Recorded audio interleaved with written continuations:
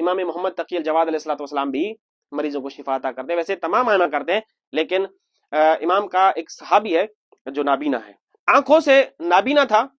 یہ امام رضا علیہ الصلوۃ والسلام کی خدمت میں آیا مکہ مکرمہ میں. اب توجہ کیجیے گا، مکے میں امام رضا علیہ الصلوۃ والسلام سے ملاقات کی، دیکھا کہ امام طواف کر رہے ہیں، عمرے کا طواف ہے، اور اس نے سوچا یہ موقع اچھا ہے، حرم الہ میں ہے اور الہ کی حجت ہے، یہی وہ وقت ہے جب ان سے شفا لی جا سکتی ہے. بارگاہ امام میں آ کر سوال کرتا ہے، مولا آنکھوں سے نابینا ہوں، میری آنکھوں میں وجہ ہے، درد ہے، میں صحیح سے دیکھ نہیں پاتا ہوں، مولا مجھے شفا چاہیے.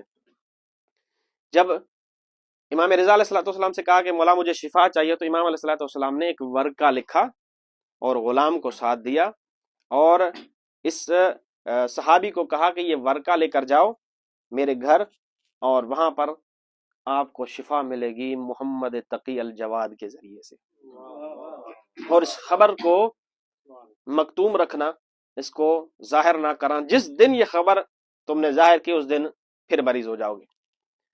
اب یہ غلام کے ساتھ آتا ہے امام محمد تقی الجواد علیہ السلام کے پاس مدینے میں.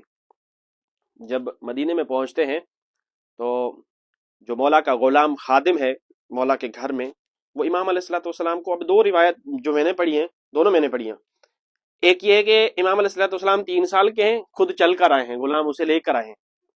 دوسرا یہ کہ نہیں، امام علیہ الصلوۃ والسلام دون 3 سنین یعنی 3 سال سے کم عمر کے تھے اور گہوارے میں تھے. گہوارے میں تھے. عیسیٰ جب گہوارے میں تھے حجت خدا تھے، یہ بھی گہوارے میں تھے. غلام وہ گہوارہ لے کر آیا جس گہوارے میں میرا امام سویا ہوا تھا. کہتا ہے کہ جب امام علیہ الصلوۃ والسلام کو لایا گیا تو ہم نے وہ امام کا خط جو امام نے لکھا وہ امام محمد تقی الجواد کے حوالے کیا. امام نے وہ خط پڑھا اور عرش کی طرف دیکھنے لگا. کہتے اب امام کی آنکھیں نیچے نہیں ہوئی، میری آنکھیں دیکھنے لگی.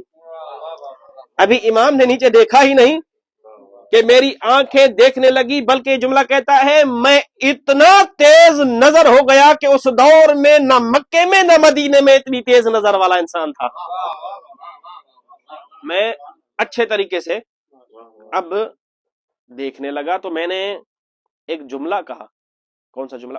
جس مولا کے صحابی کو مولا نے بینائی عطا فرمائی، اس نے ایک جملہ کہا، السلام علی شبیہ صاحب الفطرس، میرا سلام ہو شبیہ صاحب فطرس پر. گویا کہ یہ بتانا چاہتا ہے جس طرح حسین کے گہوارے نے شفا عطا کی فطرس کو، اسی طرح آپ کے گہوارے نے مجھے شفا عطا کر دی ہے.